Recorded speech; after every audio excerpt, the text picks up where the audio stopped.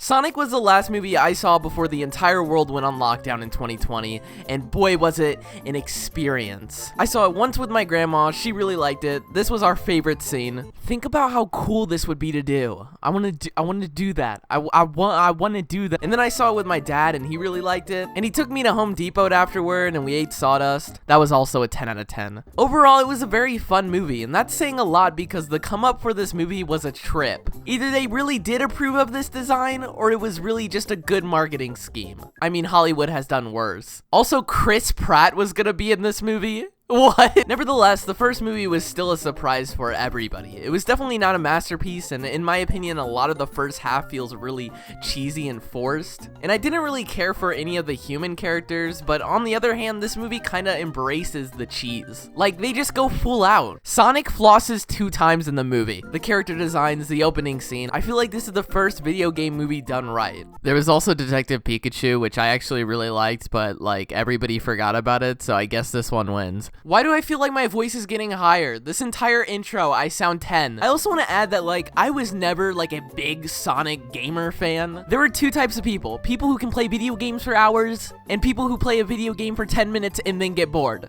I am that people. But what's so cool about Sonic is that you don't have to be a huge fan of the games to enjoy Sonic. Sonic branching out to TV shows, graphic novels, and movies have sparked a whole new fan base. That is so sick. Oh my gosh, Sonic hats, Sonic shoes, Sonic costumes, Sonic cereal! So of course I had to see the second one, and here are my thoughts on the movie. This contains spoilers. The first 30 minutes of this movie is so freaking strong. Definitely I feel right off the bat this movie knows what it's trying to accomplish, whereas I feel like the beginning of the first movie felt very rushed. Like, they introduced Sonic's Island, and it was cute, but it was way too short. How are you gonna show me this beautiful CGI island and then never show it again? And why is there a death instantly? I was not prepared. All she had to do was take 1 step. 1 step! Anyways, rant over, back to the second movie. Sonic has kind of become his neighborhood superhero, and he sucks at it. Give him a break, guys, he's just bored. This scene reminded me so much of The Amazing Spider-Man 2 for some reason. Actually, a lot of this movie reminded me of Spider-Man, I don't know why. Meanwhile, we see Robotnik is still in Mushroom Kingdom, and he's got his hand on a Sonic Quill, the most valuable item. Sell that on eBay. And that's when he comes in contact with a certain character. Corpse Husband. Knuckles! Woo! Knuckles the Echidna! Sonic is home alone, absolutely getting lit. I want to party with him. That looks like so much fun. Crank up the tunes. Okay, Sonic, okay. Oh, bubble bath, yeah, bubble bath. I think some of the jokes in this movie don't really land that well. Maybe I'm just too cool for them. I noticed most of the jokes in this movie go like, I bet Sonic is having a swell time at home. I bet he's just chilling. And then we cut scenes to Sonic dead. But a counter argument to that could be that Sonic isn't really supposed to be funny, it's supposed to be, you know, fun. And I would agree on that. However, I will say that most of the jokes in this movie are really wholesome. Like when Tails said, butt copter, dude, yes! Or like when, like, Dr. Robotnik flosses. Why did you save me? 2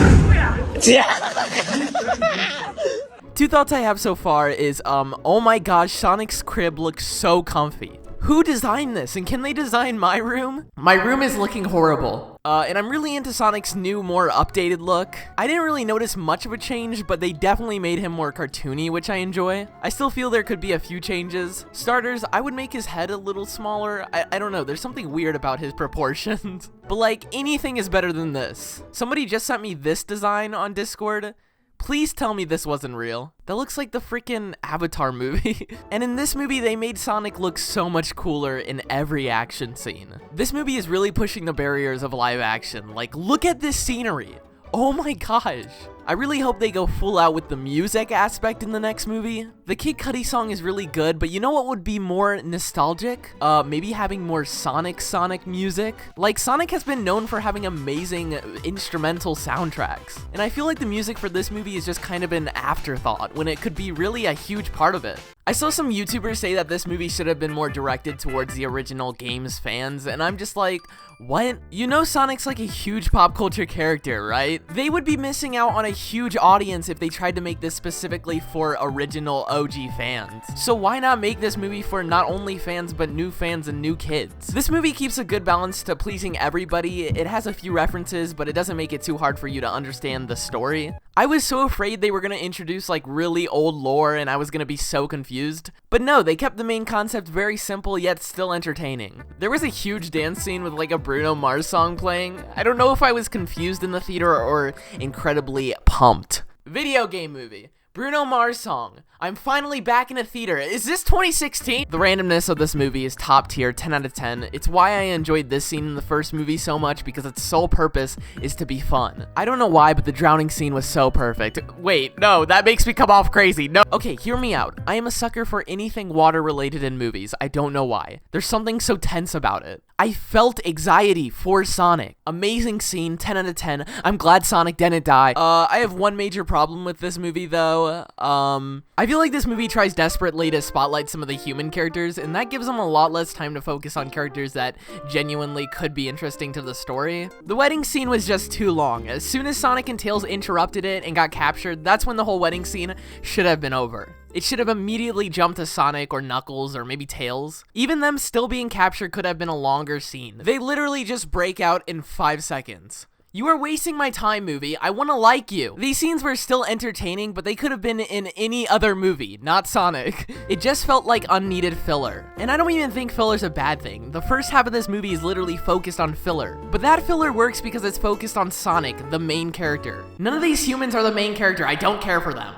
Tails was a really fun character, and just seeing him look up to Sonic was a really cool plot point. The voice actress did such a great job for Tails. I feel like just the voice acting of Tails and Knuckles made me so much more immersed. The voice acting in this movie really made me go, okay, I'm in for this journey. This is giving me video game cutscene vibes. I love it. I would literally pay so much money just to see this movie, but with Tails' point of view from beginning to end. And they also did my boy Knuckles really well. When Knuckles said something like, "You're unskilled, incapable," or something like that, and then Sonic chimed in with, "And I'm also unstoppable," I got literal chills, absolute goosebumps. And the transition to Knuckles being Sonic's enemy to then a friend felt perfectly timed. The teamwork by the end of this movie got me really excited and a little emotional. I think this whole movie critic thing has made me a little too into the pros and cons of these type of movies. So sometimes I make the mistake by going into a movie trying to look for good things and bad things, and that kind of distracts me from just enjoying what is being offered. And this movie really delivered on everything they could have. There's not really a huge opportunity I feel they missed, and that just in itself separates Sonic from any other video game movie, or any other movie based on already big pop culture characters. Jim Carrey works so well as Eggman, and I can't think of anybody who could replace him. Maybe like Danny DeVito? Jim Carrey is so good at playing cartoon characters where you almost forget he's a real person. How can his face do this? He's so expressive, and he makes the goofiness of this character work in live action. But Robotnik